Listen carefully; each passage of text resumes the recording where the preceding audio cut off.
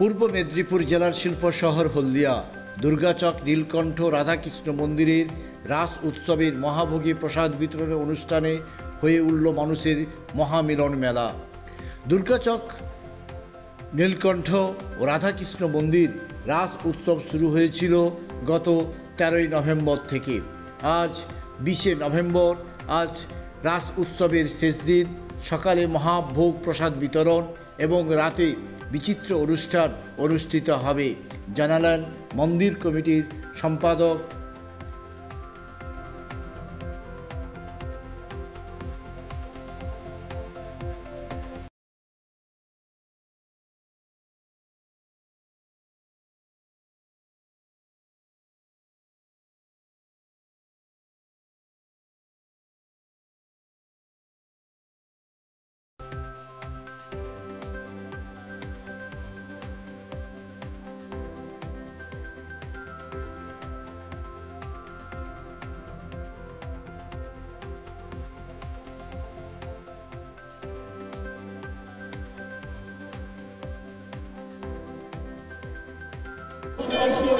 এবং গ্রামের মহিলা সদস্যরা খাবারের ব্যবস্থা এই মহল্লাকে তারা প্রথম থেকে আরম্ভে ছাপিয়ে দিলে ধৈর্য ধরে মানুষ হাজার মানুষ লাইনে অপেক্ষা ধৈর্য ধরে প্রত্যেকে বসে মহাপ্রসাদ গ্রহণের ব্যবস্থা।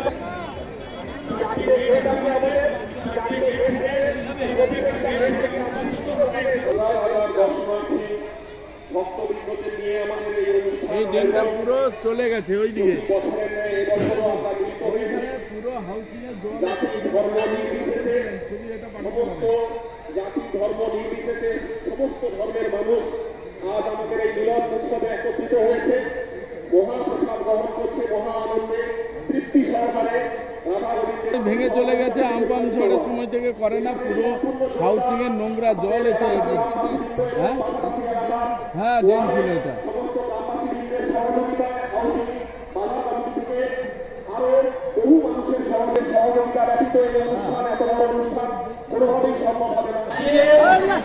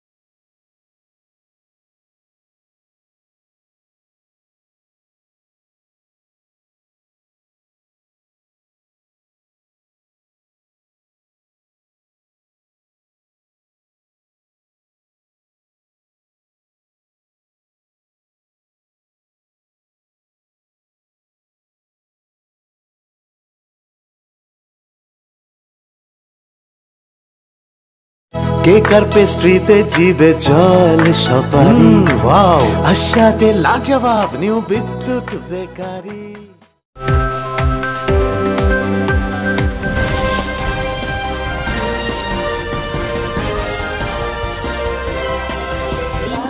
আজকে আমাদের মহাভোগ আয়োজন করেছি আমরা, রাধাকৃষ্ণের মহাভোগ।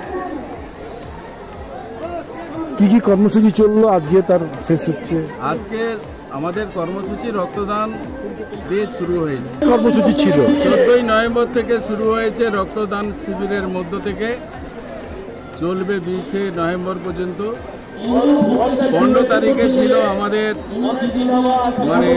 কীর্তন গান এবং 16 তারিখে ছিল আমাদের পুতুল নাচ, 17 তারিখে ছিল আমাদের অনুষ্ঠান, 18 তারিখে ছিল আমাদের গাজন, 19 তারিখে ছিল পসরা গান এবং আজকে 20 তারিখ সব থেকে যেটা আকর্ষণীয় যে মহাভোগ প্রসাদ বিতরণ এবং বসে খাওয়ার ব্যবস্থা। আমরা প্রায় 12,000 মানুষের প্রসাদ করেছি, আর এটা আমরা জানি 12,000 মানুষ। এরপরে কি কর্মসূচি রয়েছে? এরপরে আমাদের সন্ধ্যাকালীন কর্মসূচি আছে, বিচিত্রা অনুষ্ঠান, তার মধ্য থেকে আমাদের সমাপ্তি ঘোষণা করা হবে। আজকের এই রাস পূর্ণিমার শেষ প্রান্তে দাঁড়িয়ে এলাকার মানুষের জন্য কি বার্তা দেবেন?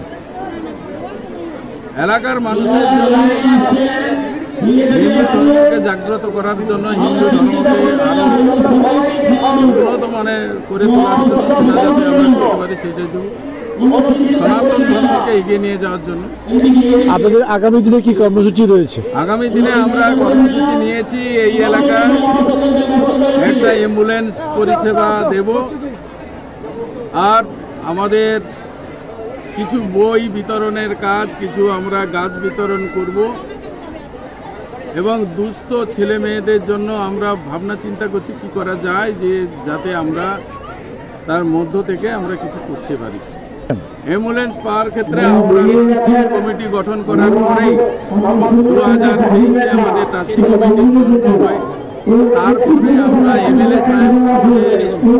এমএলএ তাপসী মণ্ডলের কাছে আবেদন করি যে আমাদের মন্দিরের নামে একটা ওই আমাদের অ্যাম্বুলেন্স দেওয়া হোক। তা ওনার যা পদ্ধতি আছে সেই অনুযায়ী আমাদেরকে বলে এবং আমরা সমস্ত কাগজপত্র দেই। যেহেতু আমাদের মন্দিরের ট্রাস্টি আছে, আমরা সেই আবেদন করার পরে সেটা পাস হয়ে চলে এসছে। মনে হচ্ছে জানুয়ারি মাসের আগে, ডিসেম্বর মাস বা জানুয়ারির 15 তারিখের মধ্যে আমরা এটা পাবো। আপনার নাম? আমার নাম উত্তম দাস অধিকারী।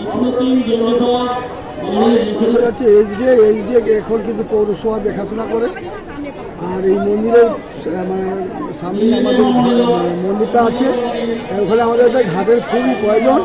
তাই আমাদের যে এমএলএ ম্যাডাম আছে, ওনাকে আমরা বলেছি, উনি আমাদের কথা দিয়েছে হবে বলে, এখন হয় না। আর আমাদের মন্দিরের পিছনে যে ঝিলের চারধারে হাউসিংয়ে জল পড়তিছে, আমাদের মাছ মরে যাচ্ছে, আমরা ব্যবহার করতে পারছি না, নোংরা জল। আমরা পৌরসভায় চিঠি চারটা দিয়েছি, তার কোনো সদুত্তর পাই না। আমরা আমরা ঝিলটা যদিও আমরা লিজ নেই, তাই আমাদের মাছ নষ্ট হয়ে যায়। আমরা ওখানে দরখাস্ত করেছি, তার কোনো সুরাও হয়নি। এখন প্রশাসন উঠছে, সেও গ্রাহ্য করছে। আমরা লিজ নিয়ে আমাদের এমনি পয়সা দিয়ে আমরা পৌরসভা থেকে নিয়ে নিয়েছি। মানে মন্দির কমিটি কত টাকা দিয়ে লিজ নিয়েছিলেন? 5,57,000 টাকা। এক বছরের জন্য না? 3 বছরের জন্য। ক বছর হয়ে গেছে? 3 বছর শেষ হয়, মার্চে শেষ হয়ে যায়। কিন্তু কোনো তার লাভ হয়নি? কোনো লাভ হয়নি। আমরা প্রায় আনফানের সময় আমরা আমাদের মাছ মারা যেতে আমরা কমপ্লেন করি, আমরা দরখাস্ত করেছি, মাছ সহ ছবি দিয়ে দিয়েছি, আর কোনো সুরা হয়নি। এখনও পর্যন্ত হাউসিংয়ের জল, যত নোংরা জল ভিতরে ঢুকতেছে, আমাদের এখানে ব্যবহারের খুবই অসুবিধা হচ্ছে। আর মন্দিরটাও যে ভক্তরা আসবে একটু জল ব্যবহার করবে, সেটাও পাচ্ছে না, এমন একটা পরিস্থিতি। আর চারধারে ভেঙে টেঙে একচার হয়ে যায়। এলাকার জল বাড়ানোর কি কোনো জায়গা নেই? এলাকার জল বারাম আছে, কিন্তু এর চারধারে যেহেতু হচ্ছে হাউসিং আছে, হাউসিংয়ের নিজস্ব বারাম থাকে। হাউসিংয়ের বারামগুলো মানে জলের বারামগুলো ভেঙে গেছে, সেগুলো কোনো সারাই করে। আপনার নাম? আমার নাম সরজিৎ দাস অধিকারী। কি দায়িত্বে আছে? কেকার পেস্ট্রিতে জিবে জল সপারি, ওয়াও আশাতে লাজবাব নিউ বিদ্যুৎ বেকারি। टिपटॉप टिफिने और हैप्पी पार्टी নিউ বিদ্যুৎ বেকারি মানডে টু সানডে ছোট বড় সবার পছন্দ একটাই নিউ বিদ্যুৎ বেকারি প্রতিদিন চাই চাই না না